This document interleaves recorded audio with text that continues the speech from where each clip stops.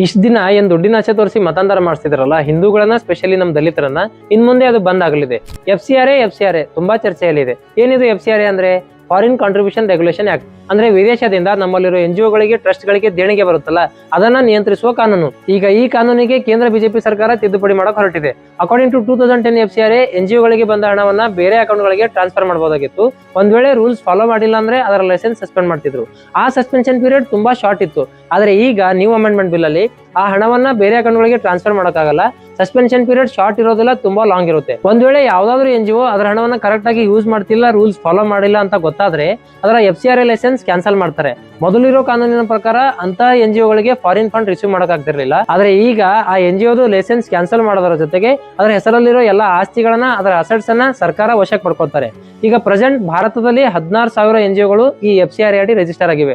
ಇವುಗಳಿಗೆ ಪ್ರತಿ ವರ್ಷ 22,000 ಕೋಟಿ ಹಣ ವಿದೇಶದಿಂದ ಬರುತ್ತೆ. 1976ರಿಂದ ಇಲ್ಲಿ ತನಕ 20,701 NGOಗಳ ಎಫ್.ಸಿ.ಆರ್.ಎ ಲೈಸೆನ್ಸ್ ಸರ್ಕಾರ ಕ್ಯಾನ್ಸಲ್ ಮಾಡಿದೆ. ಅದರಲ್ಲಿ 1800ಕ್ಕೂ ಹೆಚ್ಚು NGOಗಳ ಲೈಸೆನ್ಸ್ ಕಳೆದ 3 ವರ್ಷದಲ್ಲೇ ಕ್ಯಾನ್ಸಲ್ ಆಗಿದೆ. ಈ ಬಿಲ್ಗೆ ಅತಿ ಹೆಚ್ಚು ವಿರೋಧ ಆಗ್ತಿರೋದು ಸೌತ್ ಇಂಡಿಯಾದಲ್ಲಿ. ಕೇರಳದಲ್ಲಂತೂ ಇದ್ರ ವಿರುದ್ಧ ರೆಸೊಲ್ಯೂಷನ್ ಪಾಸ್ ಮಾಡಿದ್ದಾರೆ.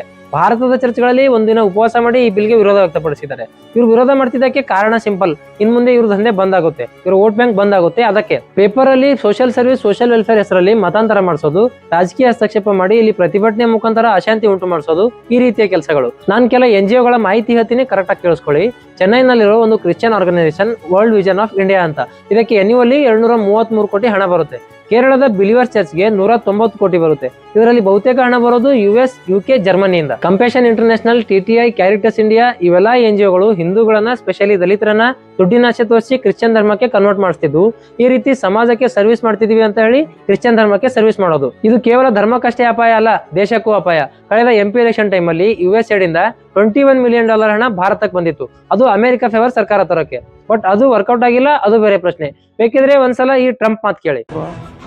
And $21 million for voter turnout in India. What do we need to spend $21 million for voter turnout in India? Wow, $21 million. I guess they were trying to get somebody else elected. Well, we ought to tell the Indian government, because when we hear that Russia spent about $2 in our country, it was a big deal, right? They took some internet ads for $2,000. This is a total breakthrough.